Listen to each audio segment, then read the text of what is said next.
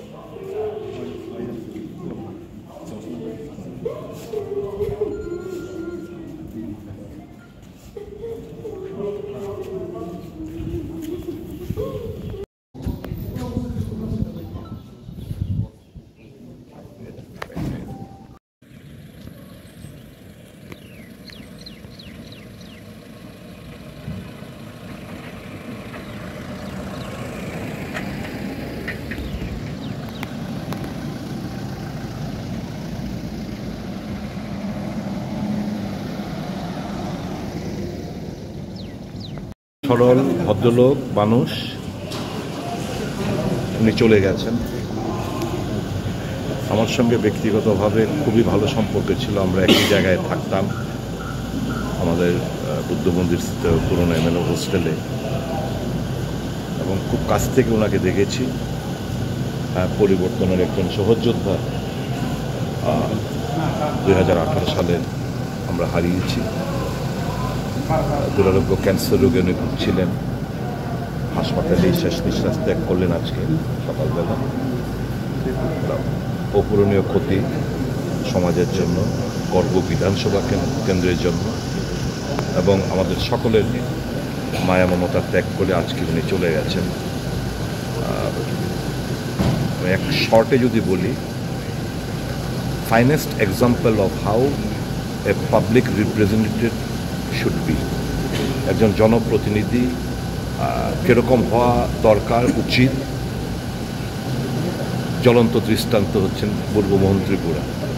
কোনো স্লার নেই, কোনো এলিগেশন নেই, সহজ সরল একজন মানুষকে আমরা পেয়েছি। কাজে সমাজের জন্য এবং আমাদের বিধানসভা জন্য বিশাল অপূরণীয় কথা। বিধায়ক আমাদের পূর্বমোহন ত্রিপুরা মহাশয় এই পৃথিবীকে ত্যাগ করে উনি স্বর্গবাস করেছেন। ওনার ক্যান্সার রোগীতে ছিলেন এবং আমরা খুবই মর্মাহত আজকে এই উনি যে আমাদেরকে ছেড়ে চলে গেছেন। 2018 সাল থেকে উনি আমাদের সঙ্গে একই সাথী হয়ে কাজ করেছিলেন এবং উনি খুবই সরল মানুষ ছিলেন এবং কারোর সঙ্গে কোনো সময় কোনো ভেজাল কোনো কিছুতে নেই। খুবই ভালো মানুষ এবং ওর যে প্রয়াণ, ওর প্রয়াণটা মানে আর আমরা পূরণ করতে পারবো না, এটা সবাই জানি। তবু আমরা পরিবারের প্রতি আমরা সমবেদনা জানাচ্ছি এবং আগামীকালকে ওনার দেহকে যখন